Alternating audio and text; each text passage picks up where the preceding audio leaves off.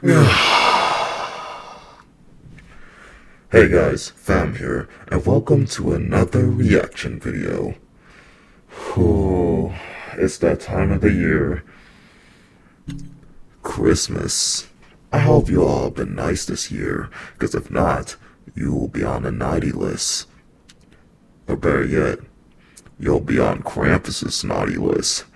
Yeah, sure, in this video, unfortunately, it's not about Krampus, but it is a Christmas-themed video. I know I haven't uploaded on Sunday or Saturday, but I wanted to post a video that I was going to post on the holiday, which is Christmas.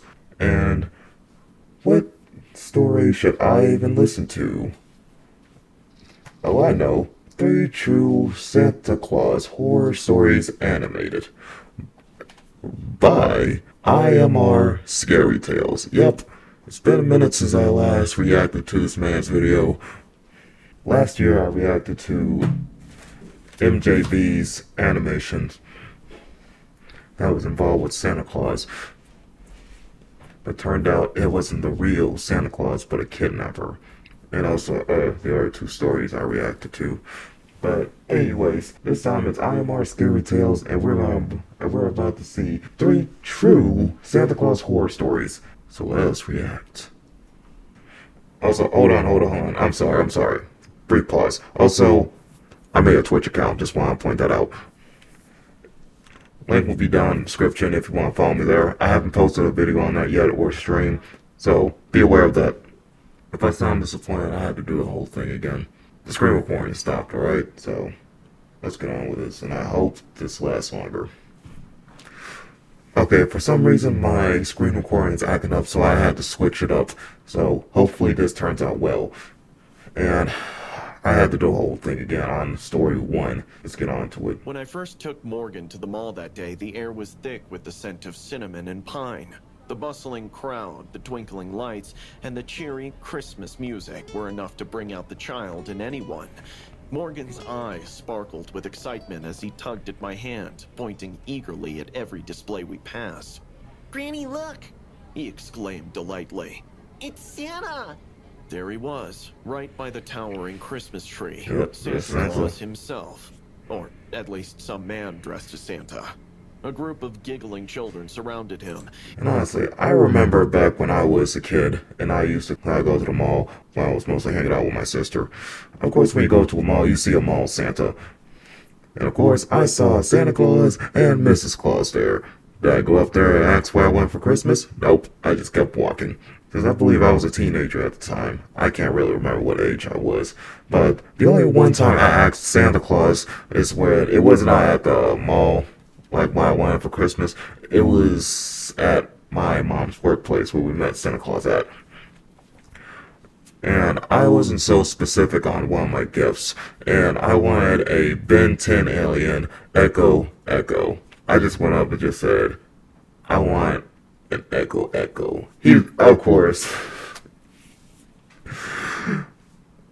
I was not being specific. But, hey, I was a kid. Didn't really know better. Each waiting their turn to sit on his lap and tell him their Christmas wishes. Morgan was no different. As we approached, I couldn't help but notice something unsettling about the man. His Santa suit was immaculate, but his eyes didn't have that jolly twinkle I remembered from when I was a child. Basically bloodshot, the way that the eyes looked. And honestly, when I look at you, you remind me of that one woman from Halloween, the woman that's trying to kill Michael Myers. Instead, they seemed cold, detached. But I pushed that thought aside, chalking it up to my overactive imagination. After all, I was an old woman, and sometimes I saw things that others couldn't. Go on, dear. I encouraged Morgan, even though my stomach twisted in knots. Go say hi. Morgan... If you have a bad feeling about it, you should trust your guts. You know, we got these instincts that we gotta trust. If your gut's telling you not to send your kid there, you listen to it. clapped and excitedly waddled his way to the podium. Santa guffawed as he placed him on his lap.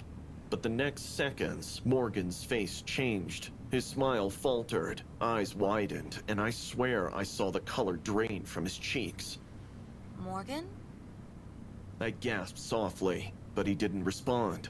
His tiny hands were clenched into fists as the man grinned down at him, too wide, too forced. Then Morgan flinched. It was subtle, but I saw it. A small, almost imperceptible jerk, as if something had startled him. The picture was taken in a flash, and then the man leaned in close to Morgan's ear. I couldn't hear what he whispered, but I saw the way my grandson's body cowered. The man's smile never wavered as he set Morgan down on the ground and picked another kiddo. Thank you, Santa. I said, trying to keep my voice steady. Morgan curled his cold palms around my fingers and dragged us out. He didn't say a word all the way home. The sparkle in his eyes had died. His little body was rigid with fear. It wasn't until we got back that I noticed how pale he'd become. Whatever the guy said to him, it really must have traumatized him. The way his skin seemed almost translucent. That night, he wouldn't go to bed.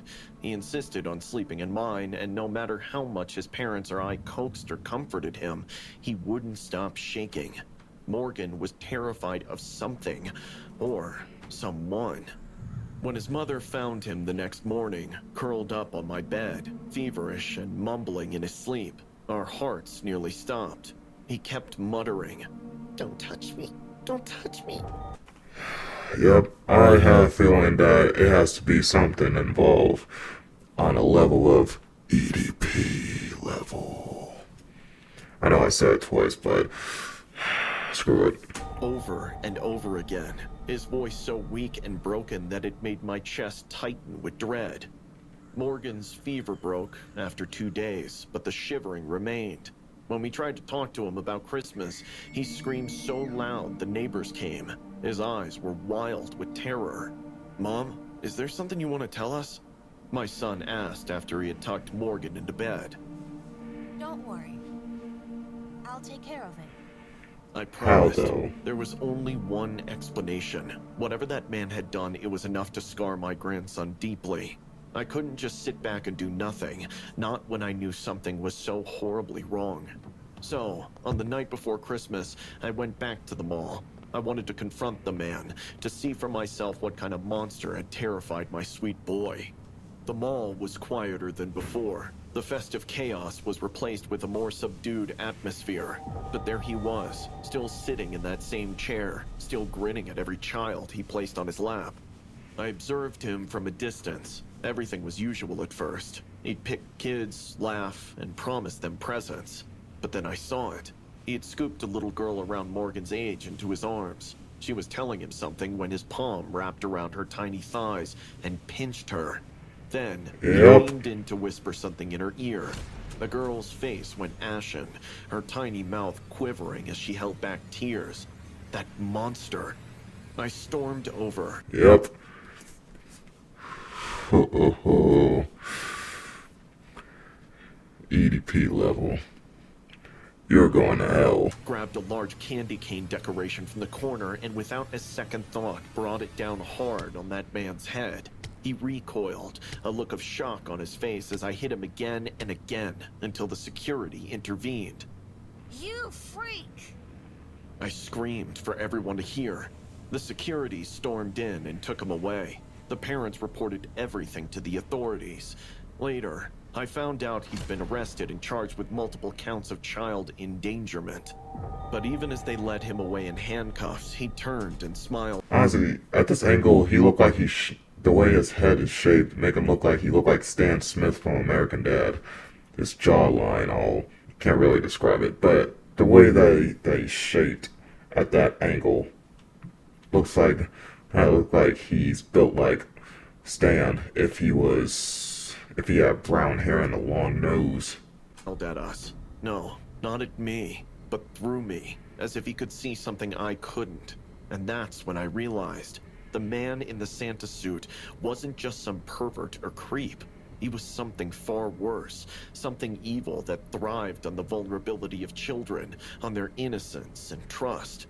And even though he was gone, I couldn't shake the knowledge that somewhere around the world, another Morgan might be subjected to the same trauma. Because evil like that doesn't just go away. It lingers, waiting for the next chance to strike, to spread in like darkness. And now, every time I close my eyes, I see that smile, that terrible monstrous grin, and I know deep down that this Christmas won't be the last we hear of devils like them. Yeah, if your gut's telling you something, you should listen to it. Whatever that guy said to her grandson definitely traumatized him. Who knows what he could say? And just to keep this PG, let's say he said, Santa Claus is not real, kid. Neither is the Tooth Fairy. It's all your parents. Nothing's real. Santa Claus is dead. So is the Tooth Fairy, the Easter Bunny, and so on. I killed them all. Probably like that. Like I said, keeping it PG. Don't want to get into unnecessary details. But anyways, on to story 2. Cabin in the Woods. Christmas used to be my favorite time of year. The lights, the music, the cold air filled with the promise of snow. It all used to make me feel like a kid again. But that was before last winter, before the night in the cabin that changed everything. Now, whenever the holiday season rolls around, I'm filled with a deep, gnawing dread, and it all comes down to one thing: Santa Claus. It started innocently enough. My girlfriend Molly, Geez, Santa Claus got a scar on his eye. What is that, Scarface in disguise? our friends Nancy and Buck, and I decided to rent a cabin in the woods for a cozy Christmas getaway. The place was straight out of a horror movie. Wooden, creaky, and nestled in the middle of nowhere. What, like Cabin Even Fever? joked that it gave off Evil Dead vibes. We all laughed it off, figuring every cabin in the woods felt that way. While Molly and Nancy struggled to get a fire going in the ancient fireplace, Buck busied himself with dinner preparations. I didn't have much to do, so I wandered around the cabin, taking in the rustic surroundings. That's when I heard it, a hollow thud beneath my foot as I stepped on a corner of the living room. Curious, I crouched down and noticed a small metal hook embedded in the wooden floor. Hey guys, check this out, I called over, Like they and found a soon basement. all 4 of us were huddled around as I tugged at the hook. With a creak, a hidden trapdoor swung open, revealing a dark, musty basement beneath the cabin. None of us were particularly eager to explore it, but we were too intrigued not to. The basement was filled with the kind of old junk that you'd expect: rusted tools, moldy boxes, and broken furniture. But then, we found something strange. A cardboard box labeled Confidential. Inside were a bunch of old Confidential? videotapes, each one marked with an asset code like Sub 10 and Sub 12. Thankfully, the cabin had an old VCR, so we decided to watch one of the tapes. Buck popped in the tape labeled Sub 12, and we all settled onto the dusty couch to see what it was. The screen flickered to life, showing grainy footage of a man dressed as Santa Claus. He stood in front of the camera in what looked like the very living room we were sitting in, and started singing, "Jingle bells." At first, we laughed at how bizarre and creepy it was. A Santa singing to an empty room in this creepy old cabin. But the laughter quickly died when Santa suddenly stopped singing. He stared directly into the camera, his eyes dark and hollow. And then he spoke. Can you hear her crying? We all froze. The room seemed to drop 10 degrees as Santa slowly panned the camera to the other side of the room. There, tied to a chair, was a woman. She looked terrified. Her clothes were torn, a large chunk of her hair was missing, and her eyes were wide with fear. Oh, they just found evidence. They found an evidence of a killer dressed as Santa Claus to make this. My stomach turned, and I could hear Nancy gasp beside me. Santa began to hum the Jingle Bells tune again. This time more slowly, more sinisterly, as he picked up a chainsaw from the floor.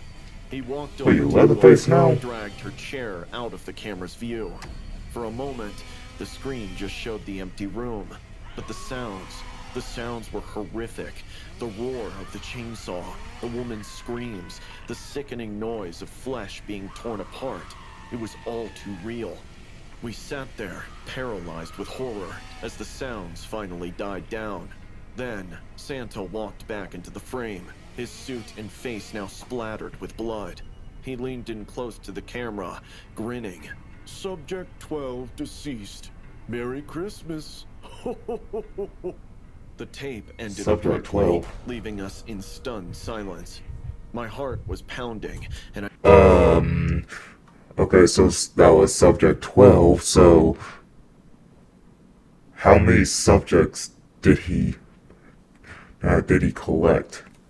How many of those tapes did you found? I could feel the cold sweat on the back of my neck.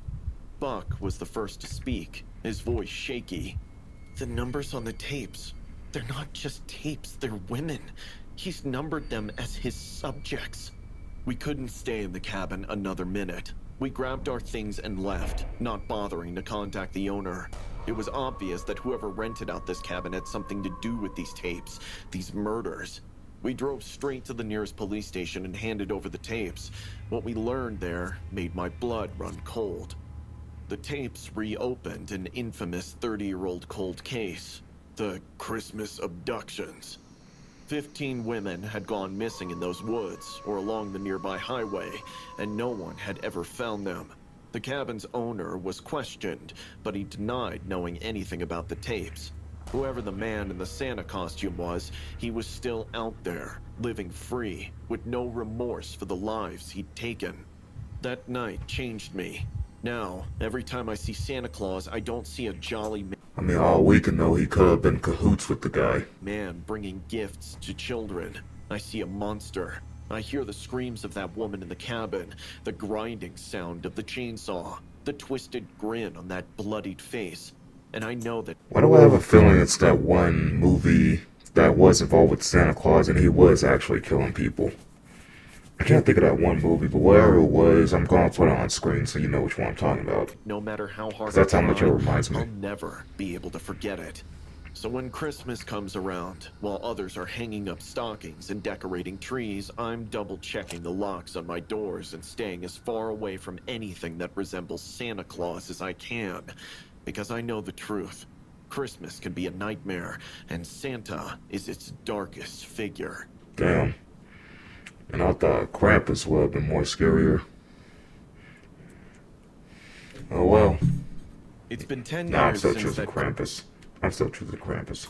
Christmas Eve, but the memory of shadow. it still haunts me like a shadow that never leaves. I was just a kid back then, only 8 years old, and still reeling from the loss of my mom. She'd been everything to me. The warmth in our house, the laughter in the air.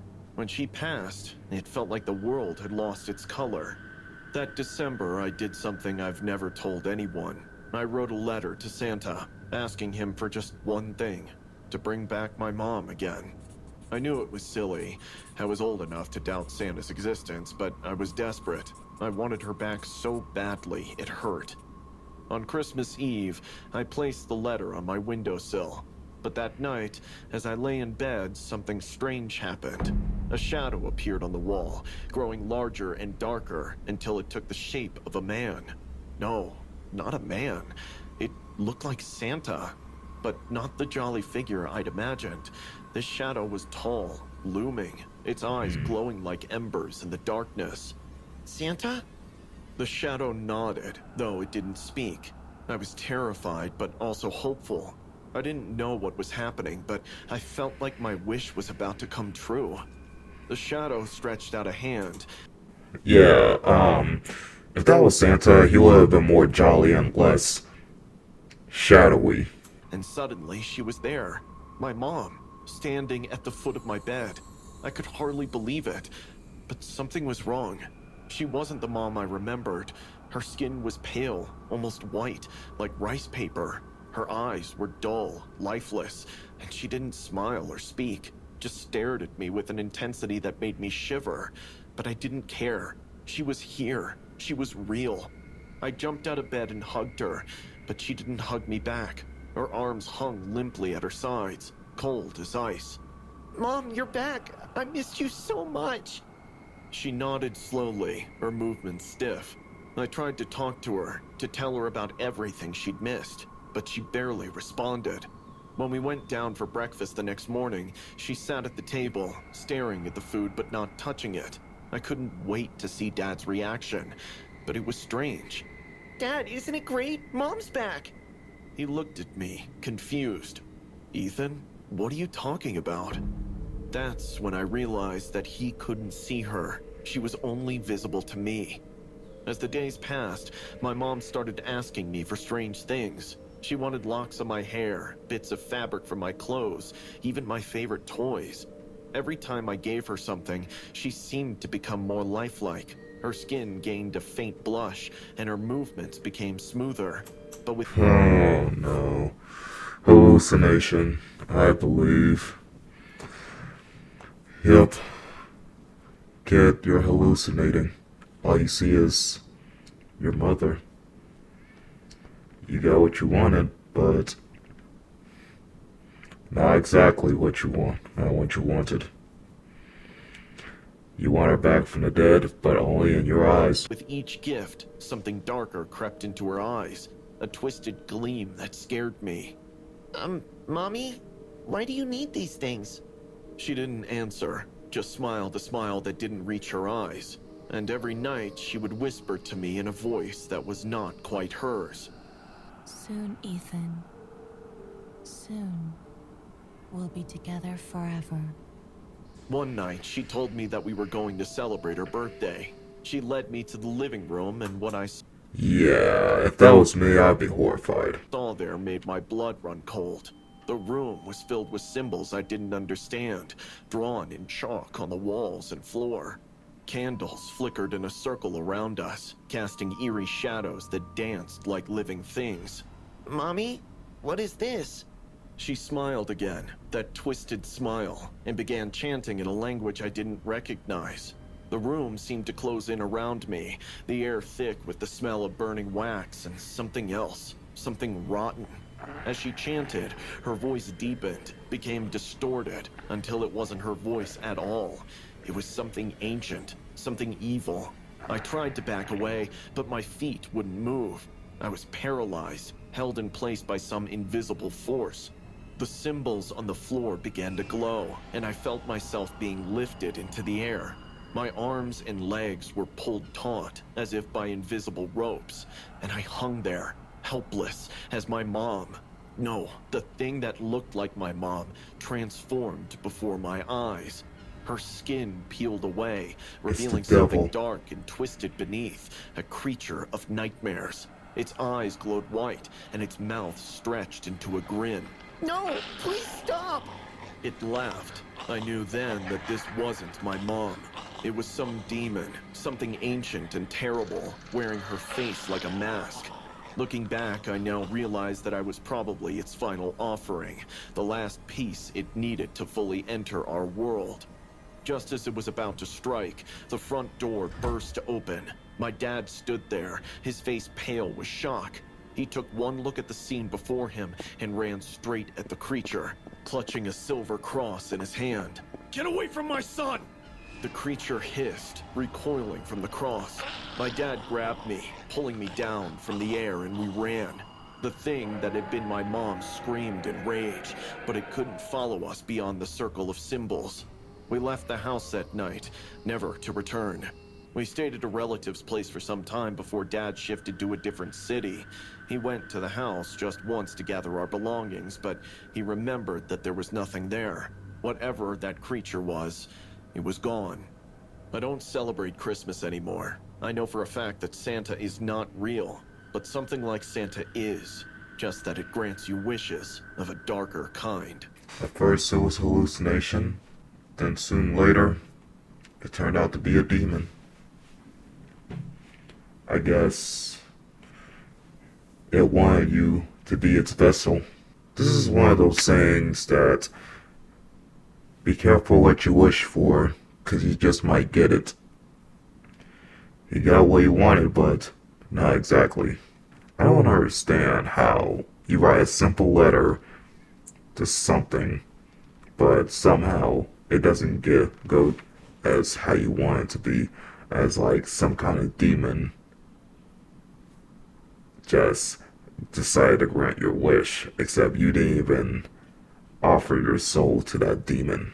It went from a killer, no wait, a creep to a killer to a demon. If I had to rate all three of them, I give it to either story 2 or story 3.